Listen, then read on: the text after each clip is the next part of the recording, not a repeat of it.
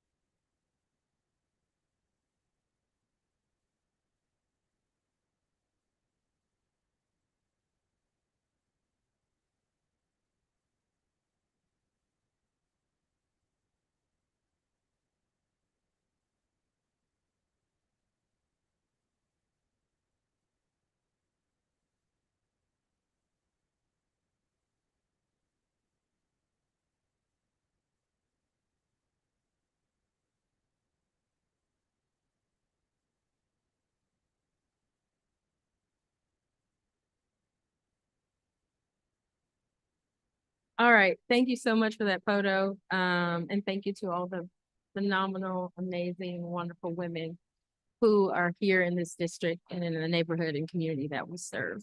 We salute you, not just this month, but every day of our lives in perpetuity. No, I'm just kidding. Okay, moving on, we will go on to item 4A, board member comments. Through the chair. I know that the Ravenswood Reads, I don't know what we're calling it, Rock and Read, has started on campuses, and it's been really great to see pictures and celebrations and parties. And my son's school hadn't started it before he saw the pictures of all the other schools that did their thing, and he's like, "How come they're not doing it at Ravens or at Los Robles yet? When is that happening?" So I had to text our superintendent and find out when that was happening. And it was actually happening the next day. So they had a great time. He did not go to the reading club though, because he was playing on the new field and had to play. But he has been logging his minutes, not online yet, because we need some of that information, but by hand, and submitting his log to his teachers. So it's exciting as a parent to see my kids want to read before they go to bed, and when they come home in that window of time. So excited for that. And I think there are also volunteer opportunities at every school to volunteer and be there during lunchtime. So I might be there at one of the schools or a couple of the schools, depending on what my schedule is like, to volunteer at the reading club. And I will say, like, Rhonda, I think you being, posing like you were the bouncer of the reading club was one of the Miss White, Principal White, and one of the pictures that came up where he was like, "Oh man, what's going on over there?" So, just want to say thank you for the support from the leadership and just the school staff as well that's there with our foundation members and volunteers. I think that it's a really great experience. And there's also free books, I hear, for kids. So exciting times for our students. Thanks. I was gonna talk about Rock and Read, but you got it. But I will echo that the students really dig in at this time. And I don't know if I'm sad or should be, I'm happy that my kid no longer needs me to read to her. She gets home and kind of just goes and has her little nightlight on her bed and she just reads her books, and it's pretty awesome. It's too quiet. And now I'm like, "Are you sure you don't want me to read that to you?" But no, she got it. And I think it has a lot to do with the love of learning that she's getting at school. My other shout out will be to our RTA president and our STEAM coach over at CCRMS. It's not that often that my worlds collide, or it should happen more often.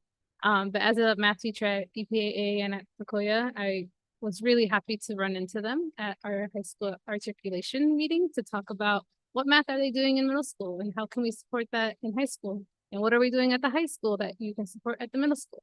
And so it's really nice to have those conversations because when they leave Ravenswood, some of them do come to us.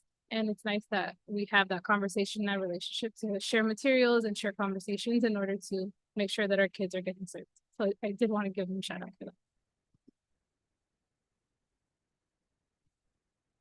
Yes, a quick announcement. I can share this announcement at our next meeting, but at March 26th, there is an Oye conference at Kenyatta College. Oye stands for Orgullo and Educación, I believe. Orgullo y Educación translated to Pride and Education. It's at Kenyatta College from I think 8:30 to 2 p.m. So the 14th annual event. And this is something that goes on in our county that they invite multiple districts. I just wanted to shout that out. Something that I haven't seen that been circulated. So I just wanted to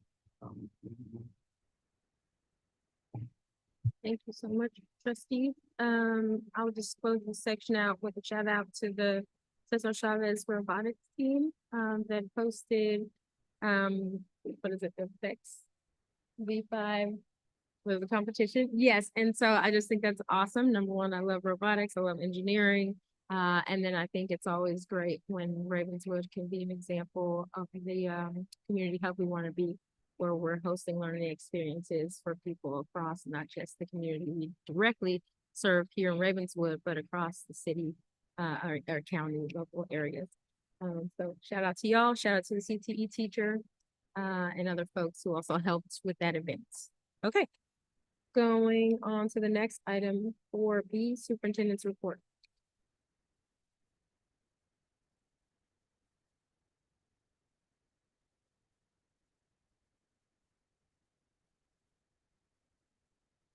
I'm simply going to probably reiterate some of the things that you already shared and go in a little bit more detail.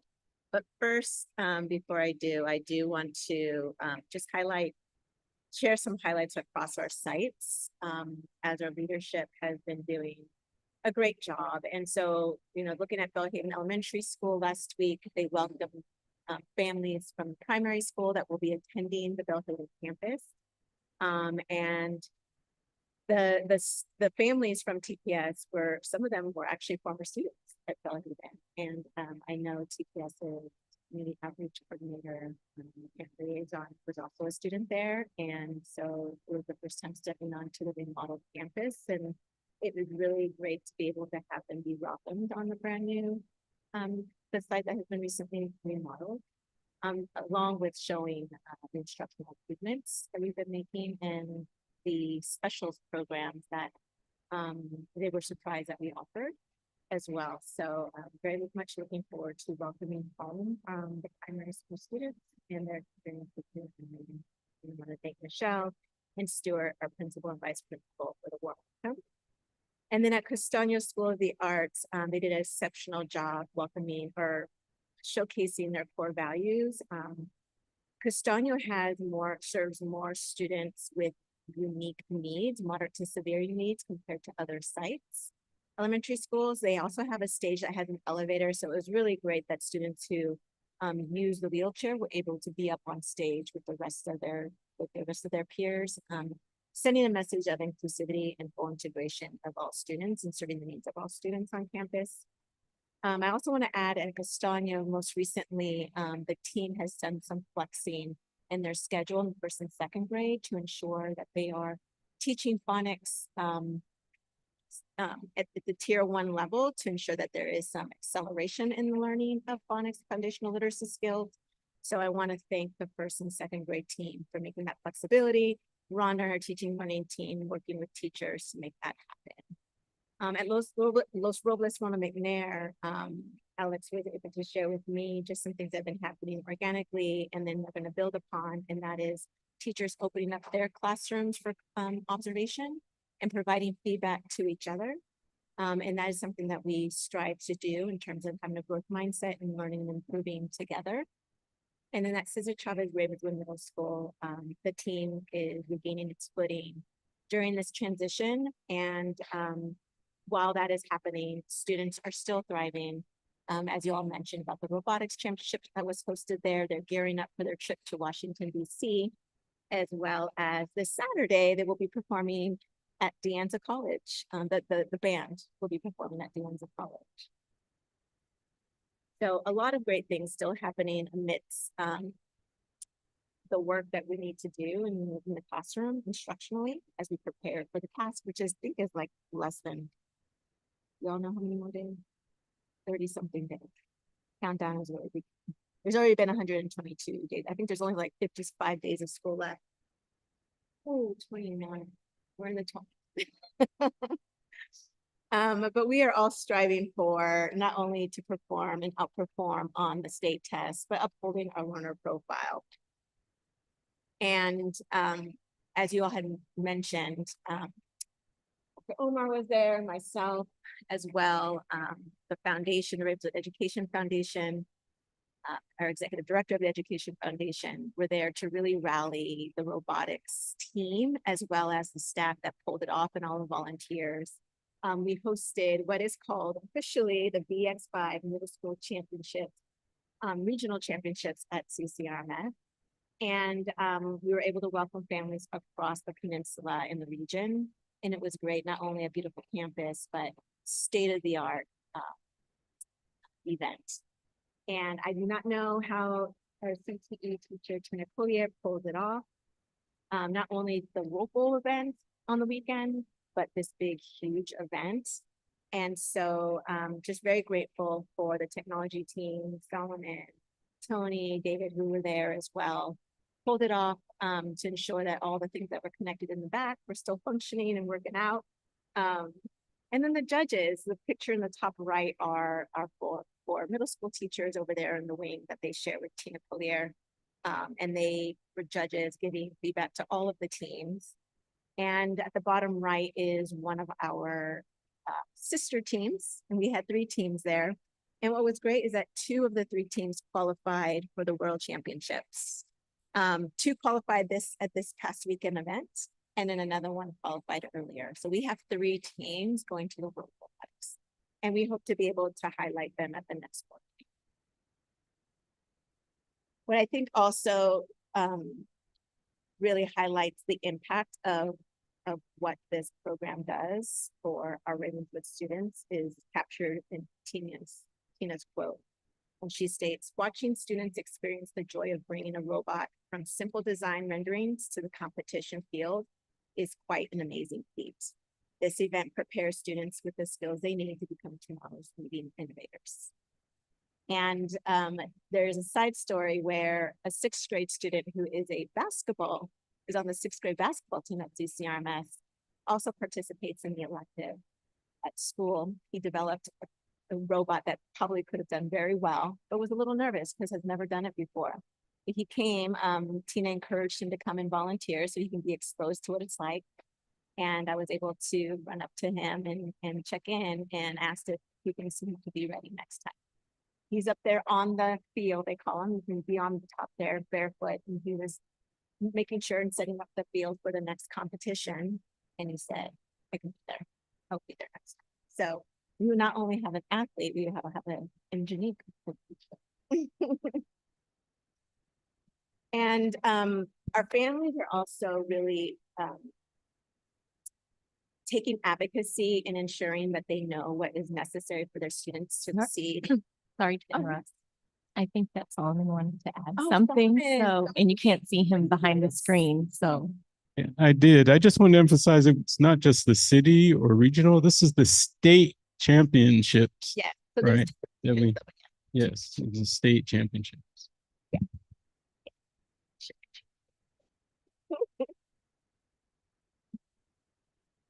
I also wanted to add, just share that our families are taking great investment in understanding what the expectations are around literacy, and very appreciative of our Promise and Action Family Literacy Team who facilitated this session last Wednesday at Castagna School.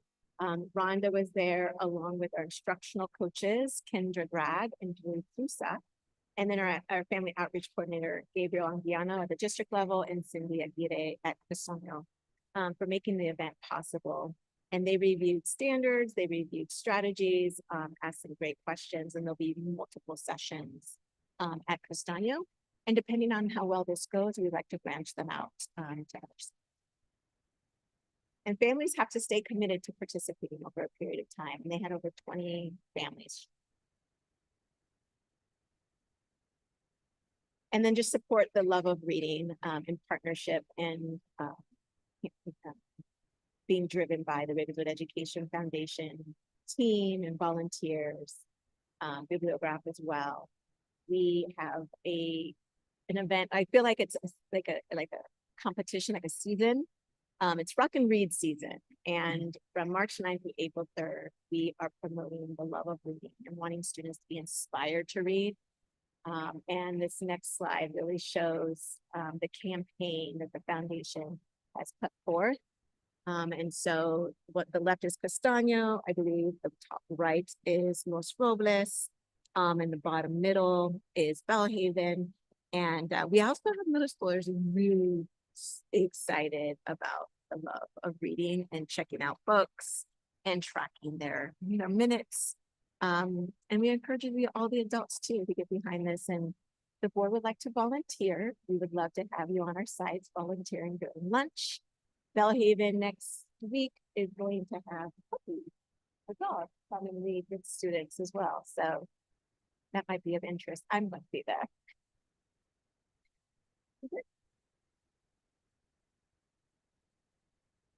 for that update. Beautiful news across Ravenswood. Okay, we're on to discussion items at number 5. And so we have multiple under 5A, 1 through 5. They're just 4 policies and administrative regulations for a first read. So if there's any discussion or comments or clarification, please go ahead. We do have a comment for item number 5A1. Would you like to take comment? Just want to make sure, yes, we can take that comment back just real quick. Any board members have anything they want to bring up about anything? Nope, okay. All right, so our commenter is Ms. Nicole Sullivan. And are you speaking as RTA president? Because I believe you have 5 minutes. No. Oh, no, it's 3, but yes, you'll get through. Okay. 2 is great. Okay, so I'm looking at policy 5125 for student records, the draft. And in paragraph 9, under student records from social media, there's just some language that I think should be changed. So it says the superintendent or designee may gather and maintain information from the social media of any district students, provided that the district first notifies students and parents or guardians about the proposed program.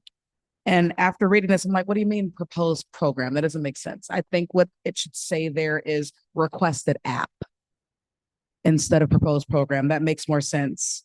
And then the rest of it makes sense too. And then my other question for that paragraph is, because when I think about the middle school level, right, sometimes principals ask to see social media because there was cyberbullying or a fight video was shared or something like that, but it's never been brought to the board first before viewing it. And it says here that provided that the district first notifies students and parents or guardians about the proposed programs and offers an opportunity for public comment at a regularly scheduled board meeting. So I don't know, that's just not what we've been doing. So I just wonder if that paragraph should just kind of be revisited and revamped based on current happenings. So yeah, just something to think about for that one. And one last thing. So now this is student records, but instead of policy, it's regulation 5125. On the second page, after number 7, where it says student records are any items of information in handwriting, print, tape, film, computer, or other medium. I just kind of chuckled as I see your face when we say tape or film. I did a little Google search. So tape is kind of outdated. People might want to say digital recording instead. So just something to think about. Okay, thank you. Thank you very much for bringing that to our attention. So as it pertains to administrative regulations, superintendent, what's your suggestion about that? And the same with board policy, again, given that there are certain things we're required to Yes, keep, some things we can do. yeah, these are simple things that will be revised, and because this is the first read, we'll make sure that we can work with our TA, Nicole, and our executive director of technology, Nicole. Okay, and then I have a question. Yeah, I have a question. Okay, I'll ask a question about student records for policy 5125. I have the language there. So I'm just trying to make sure I understand what this is saying. Because it's saying, it's talking about gathering student records from social media. And it's saying that you would be getting those, you'd have to get, basically offer an opportunity for public comment at a board meeting before you can go onto a child's social media account to collect student records. Like, that's what I'm saying, let's clarify what this is. And then, because I'm trying to understand if I have a problem with the policy or the policy, or if there's potential like misalignment with what's actually happening on a school site. You see what I'm saying? That's what I feel like I was there. I think it's so big. Yeah, I could get clarification. I am curious that if this policy is passed and we have permission from the board to get the information we need to maybe conduct an investigation. But I'll get clarity from council. Yeah, and so just again, just sort of highlighting like, it sounds like there's something happening on the school site already that might be out of alignment with what's happening on this policy, right? I think I heard like sometimes we take people's phones and look through it for certain things. But it sounds like what should be happening is not that. So I'm trying to figure out like, is that, where is that like allowable? Because what I feel like I'm seeing is before you can do that, you have to have this opportunity for public comment before the day. Yeah. So that's what I'm trying to understand, like, I guess, and my question was related to that too. I'm wondering, is this part of our parent contract that we have parents sign? And I believe we approve as a board before, like, I will have to code go of back. conduct. Yeah, so if this feels like something that should be included in the parent and student codes of whatever we There's call already them. a technology use. Yeah, there's like technology use one. I think there's one that we also signed about like our attitude and how we go about doing school as parents and what is allowed or not allowed. And so I am wondering, can this be included so that we are meeting that policy, if it has not been in the past? And I don't remember or recall if it's. Through the chair, I think that paragraph just needs to be rewritten because it's referencing a California ed code, and that ed code is just talking about for the board meeting part, it's talking about notifying parents about adopting program to monitor social media, and that's not what's happening. You're not monitoring the social media. You would just be like at a school site, you would look at the social media if something has happened that has led to a reason for that social media to be looked at. So I think maybe just that paragraph requires a little bit more massaging and updating. Because I don't think it's at least the ed code that is referencing isn't like anytime I need to look at social media, I need to go to the board comment area. It's just I'm glad we have the first read. Okay, and I think that's why it's called proposed program, because it is not just one instance, it is like, what is our program that we do in our school? What is our regular ways of moving and procedures? Maybe it's procedures versus program, like our regular. I think it might be a program. I know at Sequoia we have, I don't know what it's called, but any email is constantly being monitored. And it'll do like a red flag if like certain language or images or references are up.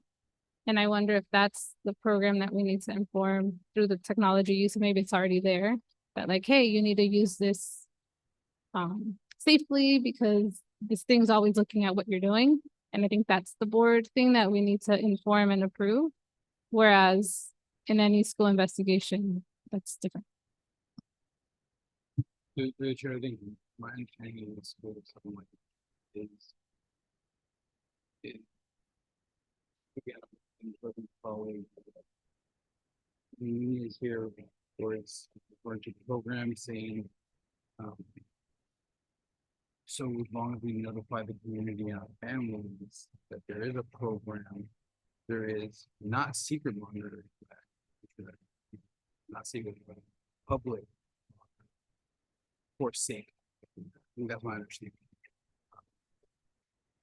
So, but because we informed them, that's why. I think that's why.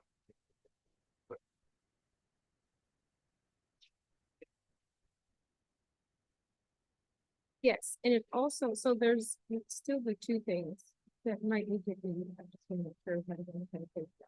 And that is, what is the board policy? Like, what does this mean? Is this for investigation? Is this for, you know what I mean? Like, is this some adopted policy that's talking about what you do in the classroom with someone on the school site? Like, so clarity around this. But then there also sounds like there might be different clarity with that around. I could be wrong. What should be happening so that agree with that time, because everyone, you can't take the phone, you cannot, so you can look through X, Y, Z, I could be wrong. It might be good just to make sure.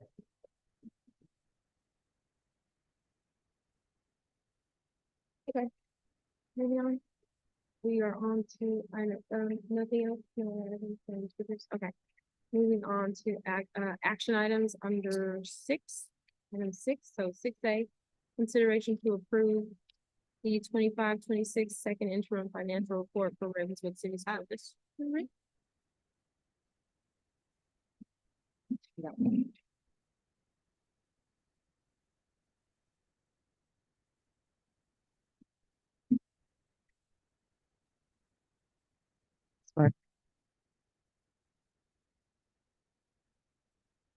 Okay, so working. Can you hear me? Good evening, trustees and Superintendent Sudaria. I am here tonight presenting the second interim budget update for the current 25-26 school year. This is the first of 2 budget presentations that we have for you tonight, so I will try to keep it short. Will and I are both here, though, to elaborate or answer any questions you might have along the way. Let's go to the first slide here. Our second interim budget largely resembles the original budget and our first interim revision.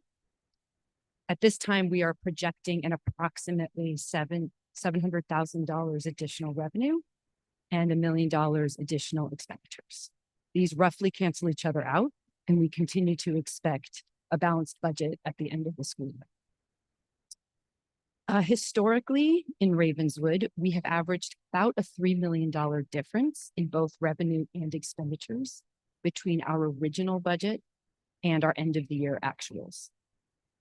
This year, with the volatility of COVID finally behind us, the business office has really prioritized a deep dive into granular financial analysis in order to minimize as many unknowns as possible in preparation for the closure of the primary school. That work has underpinned our development of next year's budget, which we will present later in this meeting. This slide provides a little more detail about changes in revenue. As you can see from this chart, we're reporting about a $1 million increase in state revenue. Most of this is the result of upfront payments of a few multi-year state grants, which means we're receiving all of the revenue for those grants this year, and expenditures are going to follow in future years. Here we have a little more detail about increases in expenditures. We are projecting about $1 million increase in expenditures from first interim, which is in large part driven by increases in contracted services for special education and construction-related utility costs. This slide gives some context on the historical differences that I referenced between original adopted budget and actual revenues and expenditures for the past 4 school years. As I mentioned earlier, there's been about a $3 million difference in both revenues and expenditures between original budget and year-end actuals. Budget development is never an exact science. There are so many variables that will always be beyond our control. But at the same time, with the upcoming closure of the primary school, our finance team has really been laser focused this year on minimizing as many of those unknowns as we possibly can. And I do want to take this opportunity to acknowledge and appreciate everybody across the district. A lot of them are right there in the back, who has put up with our nagging this year about account strings and accuracy and details, whether they were approving timesheets or submitting requisitions or stipend request forms, or meeting with me about site and school budgets. It truly has been a team effort this year, and I'm very grateful for all of your time and your patience. So that concludes my school year 25-26 second interim presentation. As a reminder, here's the graphic of where we are with our 3-year budget cycle. In a few minutes, we'll present our preliminary school year 26-27 budget to you. But if anyone has any questions right now, I'm happy to answer. For that presentation, trustees, any questions or comments or concerns? If not, trustee Barnes Bloom, are there any speakers on this item? We do not have any speakers on. Thank you. Okay, so as we know, this is an action item, so I will take a motion to approve item 6A. I'll move to approve item 6A. Do you have a second? I'll second. All those in favor say aye. Aye. All opposed? Motion carries 4-0. Thank you. Moving on to item 6B, consideration to approve resolution number 2623 regarding elimination of permanent classified employee services. Good evening, trustees. The resolution tonight asks the board to consider reduction of classified positions that are consistent with the district's long-term financial plan. You'll hear more about that for the next school year from our finance team. The district doesn't slightly directly impact our staff. We've also worked really hard to ensure that there are minimal reductions that impact services to students. Though the positions that we've identified in the resolution this evening were a part of our ongoing review of staffing and budget priorities. And so if approved this evening, the board would authorize the district to reduce a total of 2.75 FTE effective July 1st.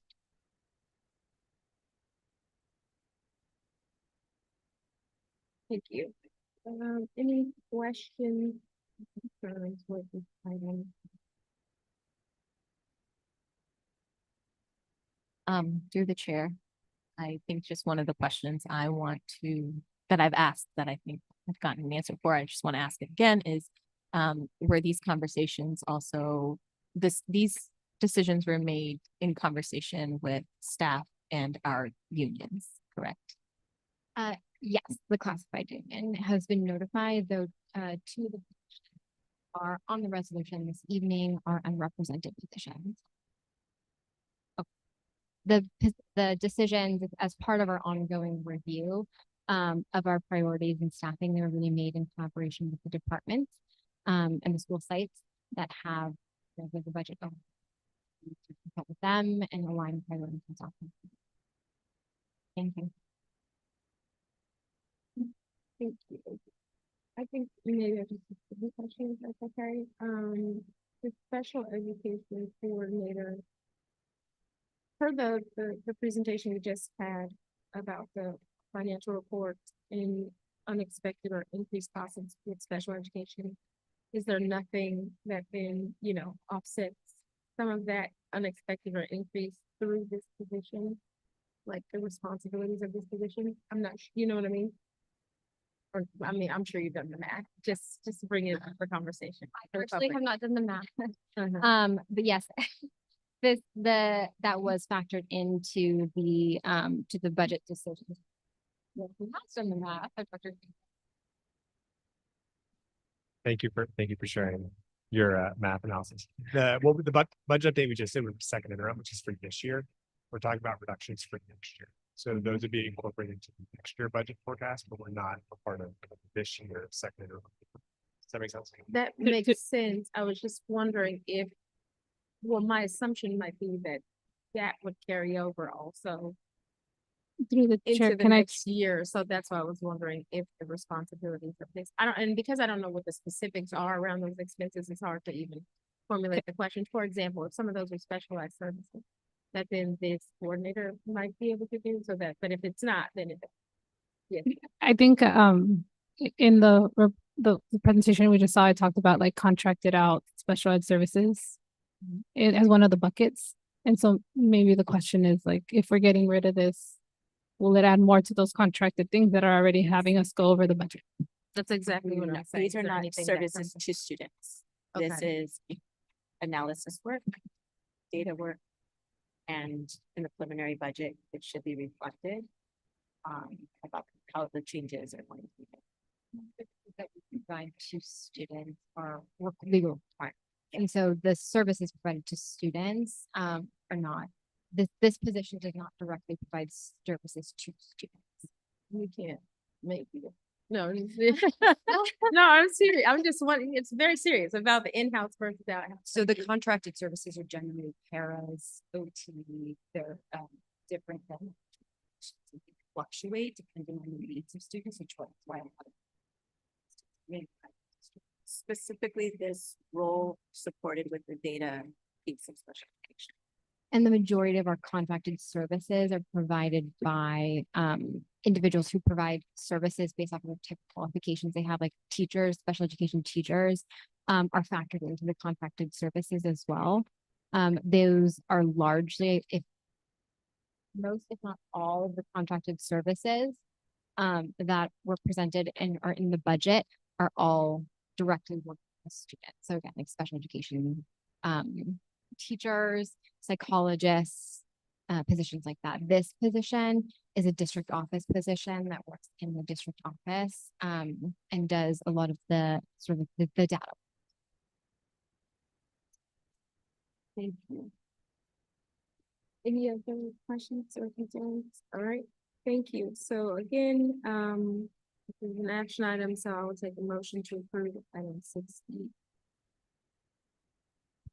The chair make a motion to approve item 6B. Do I have a second? I will second. It is also a resolution. Yes. So Ravenswood City School District Resolution number 2623 regarding reduction of certain classified services in the Ravenswood City School District, whereas Education Code Section 45.11.7 and so on and so forth, we will be reducing these services. Thank you. All those in favor say aye. Aye. Aye. All opposed? Motion carries 4-0. Thank you. All right, item 6C, consideration to approve preliminary 26-27 budget for Ravenswood.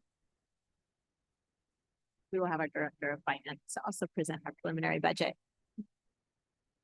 Me again. Hello, now I am here to present our preliminary budget for the 26-27 school year. And Jesse, before you begin, we also have our other budget owners here as well. So our site leaders, as well as our division leads, are here as they have done their due diligence of working with. We can text. You will. No, thank you. You go for it. I just want to make sure you are aware of why our site leaders. Okay, I'll start off with just a few notes on our long-term financial planning.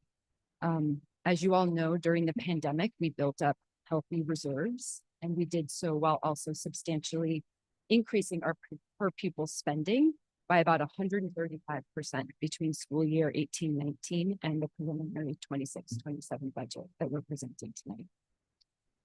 With the CZI support that we're set to receive with the closure of the primary school, we expect to be close to cumulatively balanced over the next 4 years, meaning total expenditures for that period will be roughly equivalent to total revenues.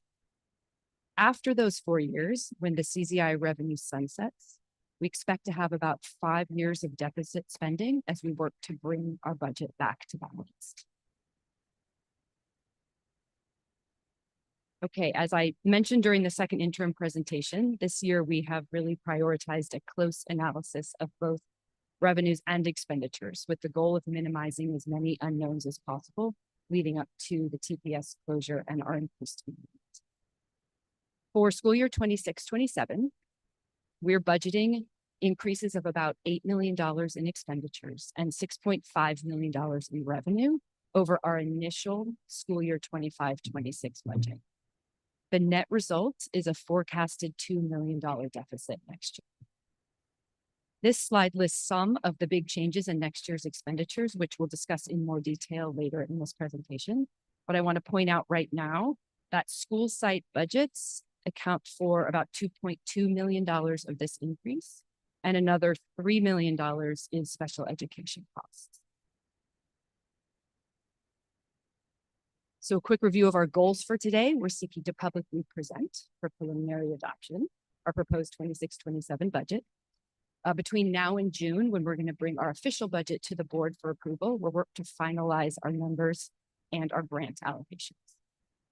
And the goal of this two-part timeline is to begin early hiring for school year 26-27 in a coherent and planned way with a clear plan already in place.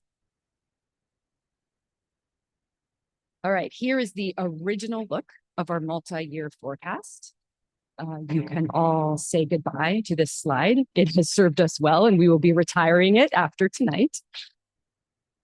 Here is the revised multi-year forecast, which we introduced during our first interim presentation earlier this year. As I referenced earlier, next year will be the first of 4 years of one-time CZI and flood lease payments. And then we will enter another deficit era starting in school year 30-31.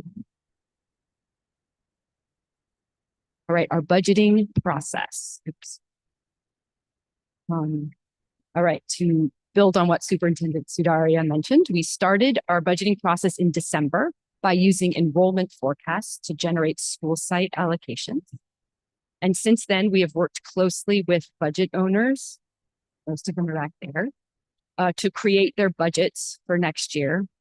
And then we compiled all of those budgets into our preliminary district-wide budget in order to begin our hiring for next school. We're now entering the final stage of budget development where we're fine-tuning our numbers and our grant allocation, which will take us through until June when we bring our final budget back to you for approval. Slide is just a reminder that we allocate funds to schools on a per pupil basis. And next year, each one of our 4 schools will see an increase in both per pupil dollars and total school dollars. Once our final budget is approved, we'll make it available on our budget website. And one new part of our budgeting process this year was what we're calling our CLEAR analysis, our cost, learning, and efficacy analysis reports, which we plan on posting publicly soon. These reports, and thank you to budget owners for taking this part of the process so seriously. We've asked budget owners to provide brief answers to how, what, and why of about 40 or so of our larger discretionary initiatives. And the goal of these reports is to engage critically around the ways we are spending funds to ensure that we are maximizing the impact of our resources on student outcomes. All right, moving on to a little detail about our budget. We are expecting a large increase next year for both revenues and expenditures. Our revenue, we are budgeting close to $60 million in revenue and close to $61.8 million in expenditures, with a net projected deficit of about $2 million. As I mentioned, next year is the first year of the CZI grant funds and also of our increased parcel tax. The additional revenue from these sources is partially offset by the ending of the REF funding for the Talent Initiative. I do also want to mention that at this time, it's still not clear if we will be LCFF or basic aid next year. Because we are so close to the border, it really depends on our final enrollment numbers, and we likely aren't going to know for sure until first interim. On the expenditure side, this graphic is just a visual of our spending by department. The 4 bigger blue bands at the bottom are the schools, and that large purple band in the middle is special education spending, with the rest of our departments piled on top.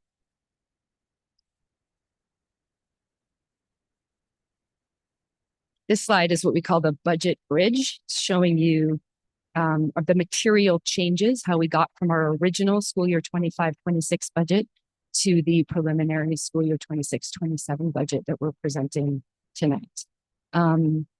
You can see there was about $1.9 million of interim adjustments this year between first and second interim. Next year, we're adding $2.2 million directly to school site budgets, $3 million to special education spending, and then 0.85 million or so investment in early childhood education, about 0.8 million in new district office positions, and then fleet replacement, and then some budgeted expenditure savings, which bring us down to the 61.8.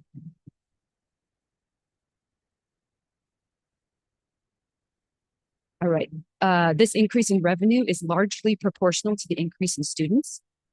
We are actually going to spend slightly more per student next year than we ever have as a school district. Still, we always want to remind ourselves that when controlling for need, Ravenswood remains near the county. This slide is a graphic of where our resources are going. Most of our budget is in schools for school supports. Those are the 2 blue bands on the left, and then the small green band on the top is central staff. Most of our budget goes to our Ravenswood staff. The big blue band is personnel, The green band is non-personnel, and I do want to point out that in that non-personnel, a lot of that spending is actually on people. Special education contracted services is a big part of it. Also, our larger partner contracts, such as our after-school program with Boys and Girls Club and City Year. By salary, most of our people are educators. You can see teachers, other instructional staff, student support staff, and then site administration, district administration. So the remaining 35 or so slides are the line item breakdown of our preliminary budget, which I will not read for you in detail, but it is all here for you to peruse if you want. And that concludes my presentation. If anyone has any questions, I'm happy to answer. Thank you so much. All right, any questions? Through the chair, just one question. On slide 12, we talked about the clear budget and then that site admin There's a lot. This one? answered questions to Not this. The budget.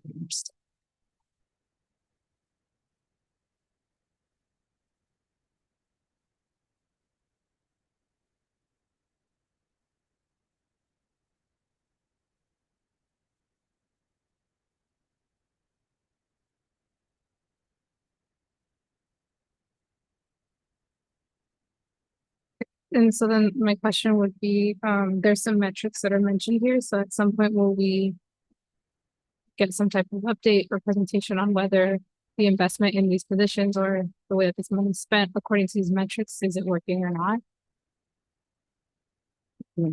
So what we didn't want to overwhelm people with too much for this budget process. So what we did was roll these out and try to get budget owners, kind of explain to them what the thinking was as we're heading into trying to figure out how to tighten belts. So At the home office. at the home office level, that's right. And so because this is really these were about discretionary initiatives, and so much of what happens in our school sites, you have to have teachers. We have to have principals. There's much less discretionary spending at the school site level. The goal was not for these to sort of drive budget decisions this year, but to be an introduction to, and we're trying to figure out if there's a way to formalize it more for next year. Just add on this. A lot of the goal of this is not like we're going to do a big math problem and it's going to be like, these are the things to invest more in, or these are the things to invest less in. It's kind of just trying to answer some fairly basic questions, right? Like Ravenswood does reading intervention. We have reading intervention teachers. What do they do? Someone who's in the public and doesn't know what reading intervention means. How many do we have? How much do we spend on them? How many students do they work with? What is the cost per student? If it's going well, what would we expect to see? What do we see? And so it's not like for each of these, there's going to be the same set of interventions. It's just different things are going to have different footprints and different impact. For Boys and Girls Club, that's one of these. What they try to do is very different than what reading intervention does. Very different than the athletics program, right? So all of these aren't, it's not like there's necessarily going to be one set of skills. It's more if somebody's in the public and they're picking up the budget, they turn to the page that says, crossing guards. They probably know what that is. They probably don't know what City Year is. Probably don't know what Ignite Tutoring is. Probably don't know what some of these more sort of buzzy end words are. And I think when you actually learn what they are, you're probably going to say, oh, that makes sense. Schools should be doing that. This kind of allows us to actually track that in a systematic way and report back of like, yes, your dollars are going to things that make sense. Here's how we're thinking about the impact of those things. Here's what we're seeing. Maybe over time, we start to use that as like a, we thought this program was going to do X, Y, and Z. As we've learned more about it, it's kind of doing A, B, and C, and maybe that's not what we want. Or actually, A, B, and C is exactly what we want. Let's keep investing in their expanding. That makes that was sort of a longer answer. Yeah, I think that's what my question was leading to. Like, if we're like for the things that can have metrics, like we should know whether those things are working, and if they are, then we should keep investing or supporting those people in those roles. But if it's not, then we should also know that too, because we're still investing money. That's exactly the gist of it. And I think the only caution I would have or is we want to take a longer term view of things. if you have a program that works with 15 kids and you look at the math growth of those 15 kids, it's possible that 3 of those kids have a bad day on the test day and all of a sudden it's like the program's not having an impact. I'd be careful about overreacting to something. So we're not trying to run Mathematica randomized controlled trials on each of the individual programs that we do. But also, we also don't want to not talk about results when we have to. So it's trying to sort of strike that balance of, hey, let's talk about the things, how we think they're going, not shying away from results, but also not necessarily having any data assessment, one person team spending their full time investigating every single. Thank you. It feels like I'm thinking about the comment about how much we spend per student. And it feels like just because we're on this conversation topic about clarity and transparency, that sometimes there needs to be a bit more nuanced conversation about why. And I know we've had lots of those conversations, folks in this room, but I think for the community, I'm thinking about a recent article that came out that sort of, pitched something interesting about the amount, we're spending per student versus, student achievement. And I think it would just be, again, aligned with this, value of being transparent and clear about where money is and what it's going to and why it's been approved and what we're hoping to change. Like speaking to that difference in, why our district would be paying X amount per student versus some other district that might be for a test. Have different test scores, like what's that difference going to? Just to sort of, again, paint a picture, give a little bit more color to the need, the services, and then even the potential for change for certain things that we align with achievement. You know what I'm saying? Like, it just feels like we need more conversation. I don't know if other trustees have to read that article or not. But so just not a point of clarity for me, just something to put on people's minds. Yep. And if there are no other questions, There are no speakers, but I feel like I need to think about what you just said. I might have a comment or a question. So, trustee for their question. Not a question, and thank you to our board president for sparking a similar thought. I'm trying to formulate as well. I think something that I mentioned, I don't think I can articulate it well when I first, approached similar to what we're talking in your city right now was changing the narrative of our district that has so long been one way. Like me to be excited to see say that it's the number that we're spending next year is new for us. It's something that our community how we need to be aware about getting how we do that. And again, I'm trying to get that this thought in my head, but changing those thoughts. Yeah, so, sorry about that. I'm so gonna formulate. So yeah. And I think my question, based on President Schwalm's comment, is: are there examples that you can give us right now, even of how we spend money per pupil? Because we talk about, 38,000, and then we adjust for need, and then we're in the 20,000, right? And so, like, what is that going toward? Or if you guys can't articulate that right now, come back and articulate it, but also, or where can the public find that information? Because I do know we have a very robust budget tool, but I don't know if it can be robust enough to show, like, hey, if we were to say 38,000 per student, you would get like a pop out of like, it goes to this. Like a graphic for the when we adjust for need, what's included in? I mean, one example I can think of is the investment that we make in mental health therapists. And we have five in the district, one at each school, one in special education. Those are very expensive positions, and to a principal, every single person in their budget collab is talking about how valuable that position is, how much support they give to students, how they couldn't run the school without them. That's not done. That's certainly not done at the elementary school level anywhere that I'm in. So I think that those are reading interventions teachers. At the elementary. But I get a sense, and I think I understand this, if we were to click on the transparent interactive tool and there was a word in terms of because of the need, here is how the funding is being allocated. I'm sure Will's gonna get up there and say it's not as easy to be able to list it all. But those are the two examples that also that came up. I think that the budget website, I would argue, is actually very well set up for this. We group our spending based on activities. Mental health therapists is like a good example of activity. And then there's sort of things broken out. So as you look through the budget, you can see the activities we spend on. I hear a slightly different question from what the trustees are asking, which kind of gets more of adequacy and need. So what does it cost to educate a general ed student who has two parents who graduated from college and are working in tech, making $1 million? What is the cost of educating that student in their needs?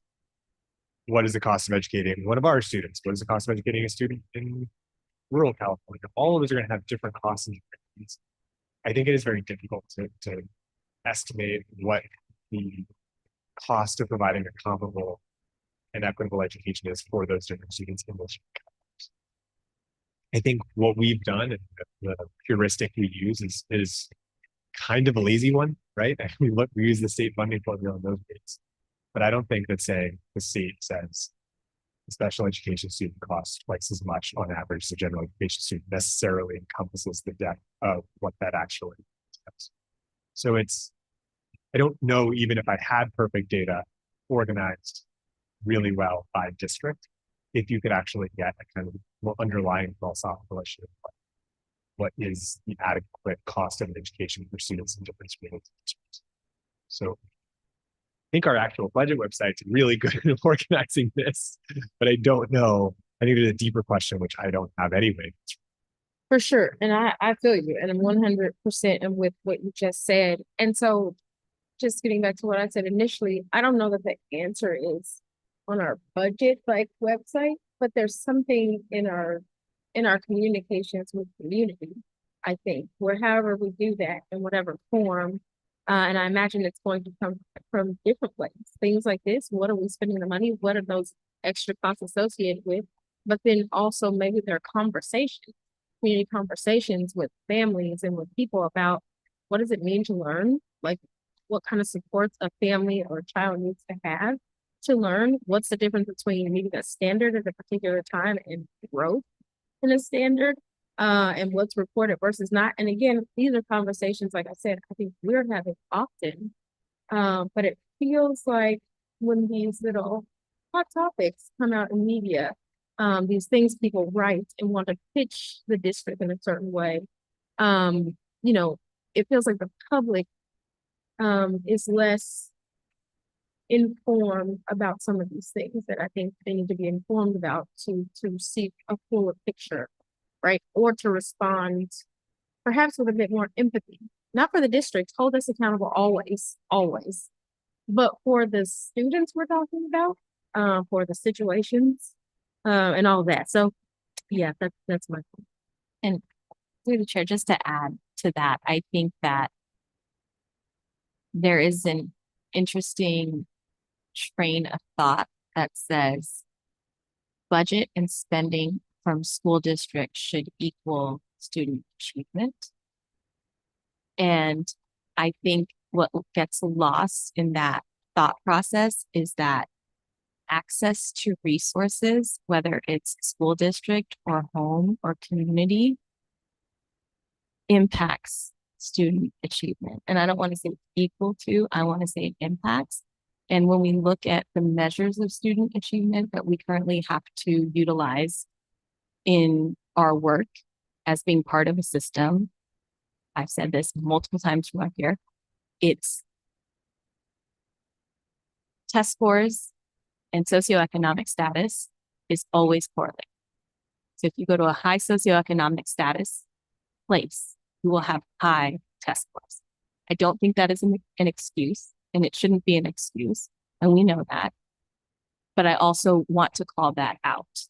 And I think that when we look at this overall idea of serving students, we know that every, and I can ask a question, but I'm gonna make an assumption. We know that every budget owner, every principal that looked at their budgets and made the budgets and made choices was always thinking about how can I help my students in my school grow in every decision that they made on this line item. And I can ask that question, and I'm positive that you guys are going to come up here and say yes. And so as like holders of community communication, I guess, communication with our community as electeds, we do have to ask the hard questions. We do know that we have a plan. And I think that going to President Shibomaheen's choice or not choice of words, and then also Trustee Tavera, what he was saying, I think what Trustee Nunez was asking for is how do we communicate that growth to our community? And maybe it doesn't show up because they're not sitting here during our, middle of the year data, end of year data, beginning of the year data reports. They're not sitting here during those conversations. I know it's happening in some of our community action plan and that work that we're doing around our Ravenswood Promise. But I think that we also need to go beyond those places and really talk about those things in that narrative, because it's a tension that we hold, but we know the answer because we've been having these conversations, but not everybody has these conversations. So how do we make space apart from a board meeting to have some of those conversations with the community to talk about what growth looks like, to talk about what investments we're making, what does it mean to adjust for need. When you look at this article, that was written with lots of old data and lots of other articles cut and pasted together, right? Like it's really hard to get the actual full story with like a sensational headline, right? So I think that there are a lot of things that we as board members do hold and carry and are responsible for our community. But I think that one of the things that we're asking everyone in this room to do is not just interact with us, but like work with us to help us interact with the communities. And maybe that's, talking about the metrics in this clear form so that we can go back to it and say, hey, we did spend X amount of money on crossing guards, but you know what? Now more families are walking to school, right? I think that there's those things, right? Or I feel more confidence dropping my kid off on the other side of the street because I know my city year friend in yellow is going to walk to the middle of the intersection to walk my child across. Whereas before I would circle in the parking lot looking for a parking spot, right? Or parking somewhere where I shouldn't be and having a side swipe or whatever, right? And so I think that those are measures that I think feel like maybe a lot of work, but also those are measures that give us the communication tool with our community.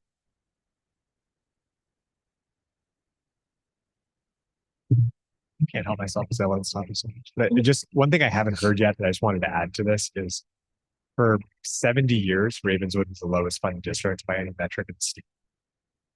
And rep came along, COVID happened, a bunch of things started breaking our way. Right? And all of a sudden, we're the lowest funded district in the state. That doesn't mean that everything's going to magically get better overnight. We started paying our teachers at levels that were comparable to the rest of the county. That doesn't mean that every teacher all of a sudden became the best teacher they could possibly be. It means that over time, we've stopped hemorrhaging our best teachers. It means we're attracting new teachers. We're having our choice. We're having lots of applicants. That doesn't mean that they're going to be the best teacher they could possibly be on day one. It's going to be the coaching program.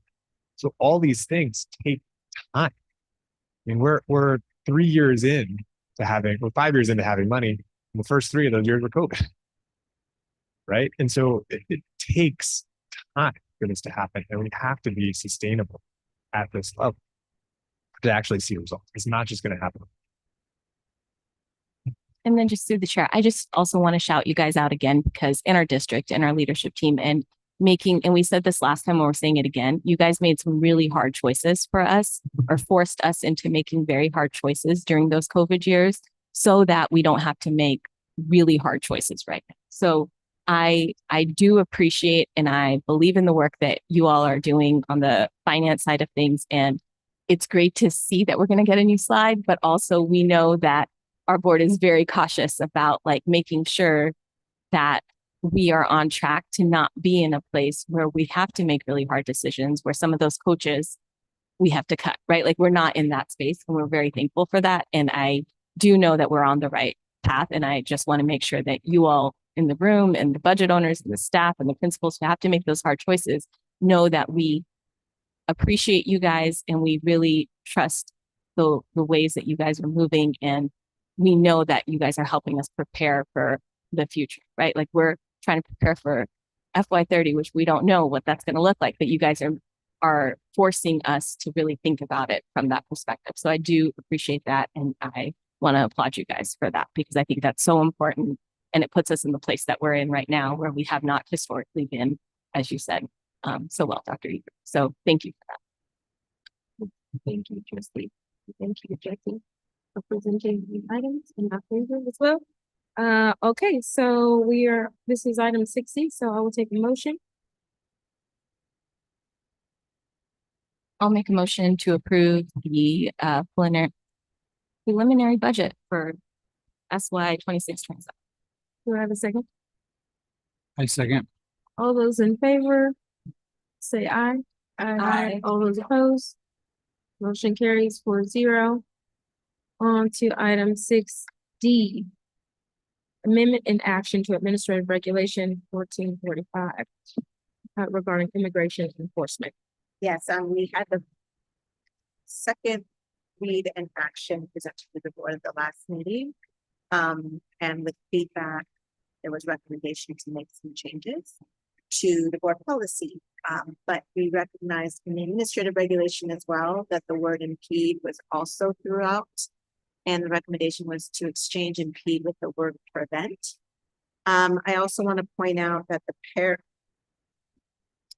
this is not numbered. So on the third page of the administrative regulation, we took out the phrase above in the middle of the page where it says responding to immigration enforcement activity on district property. The second paragraph under that subtitle, it says that district staff shall report to the presence of any officer or employee of an emergency conducting immigration enforcement on district property.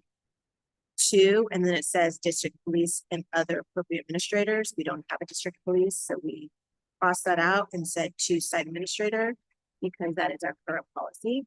And then everywhere it says impede in that following paragraph, we replaced it with prevent. I believe those are the only changes to the administrative regulation. Yes, thank you. So, any comments or concerns from board trustees about these changes? And thank you for the follow-up. Superintendent, and are there any speakers? No speakers. Thank you. Okay, well, I will take a motion to approve item 6D. The chair make a motion to approve item 6D. Do I have a second? I'll second. All those in favor say aye. Aye. All opposed? Motion carries 4-0. On to item 6E, which is the amendment in action to board policy 1445. Yes, and this is where we had a speaker, O'Sullivan, who pointed out the request to change the word impede to prevent. But also in further correspondence and collaboration, we received additional verbiage. And so you see the green paragraph above the paragraph that said, however, where it does tell or give direction to member what to do if immigration officers are enforcement are on site. And then we also, with consultation with council, left the paragraph starting with however. Thank you. And this, again, similar to item 60, this is sort of follow-up from our last meeting. To what you just said, and so any extra comments or additional questions or anything or concerns with this one? Any speaker? Yes. All right, well, I will take a motion to approve item 6E. I'll make a motion to approve item 6E. Do I have a second? I second. All those in favor say aye. Aye. Aye. All those opposed, motion carries 4-0. Thank you so much. On to the consent agenda. Earlier, we pulled item 7A1. I believe there were 4 minutes from the last meeting. Thank you for pulling the minutes, for seeing yes. And so we will consider that item and then consider the consent agenda with that item taken off. So for item 7A1, I will take a motion to approve. I'll make a motion to approve item 7A1. Thank you. Do I have a second? I second. All those in favor say aye. Aye. Aye. All opposed? Anybody? What? I'm thinking of the abstain. I abstain. I'm thinking about the other. Thank you. Any abstentions? Aye. Thank you. So motion approved, 3-0-1 abstention. I'm thinking of recusals, and I was like, and in my head, I was like, that is not it. That is not it. Okay. Thank you so much for that. Okay, so that is for item 7A1. So now the consent agenda minus that item, item 7A2 through 24. I will take a motion to approve. I'll make a motion to approve the consent agenda item. Do I have a second? I second. All those in favor say aye. Aye. All those opposed, motion carries 4-0. Thank you for your patience and grace. Okay, on to item 8, closed session. And so before we move into closed session, as you know, this is your time to speak about anything that is on the agenda if you need to. So, are there any speakers? Trustee Board Clerk? No speakers. Thank you so much. Well, with that, we will close open session. We will reconvene afterwards, but for now it's 7:32, moving into closed session. Thank you.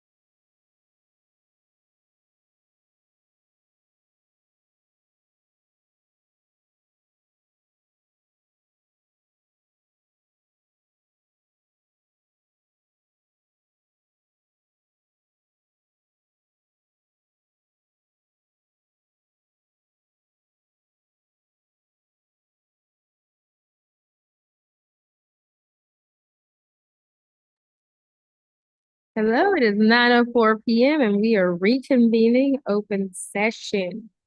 Welcome back for those of you who stayed with us. Thank you. Okay, we are on item 9A. Okay, yep.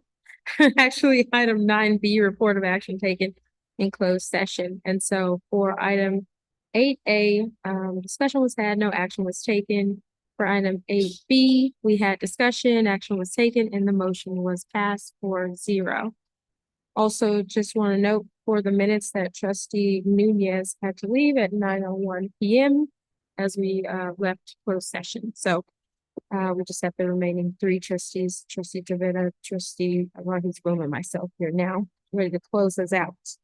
All right, so we are on item 9C, consideration to approve resolution number 2624, board member excused. Absences. So I believe this is pertinent to trustee Latu for today's meeting. So I will take the motion. The chair make a motion to approve item 9C. Thank you. Do I have a second? I'll second. Resolution number 2624, board members excuse absences, whereas the ed code says we can be absent for various reasons. And Thank so you. on and so forth. Thank you so much. All those in favor say aye. Aye. All opposed, motion carries 3-0. Awesome. So item 9D, next regular board meeting is taking place on March 26, 2026 at 6 PM. We hope to see you then. And with that, this meeting is adjourned at 9:06 PM. Thank you.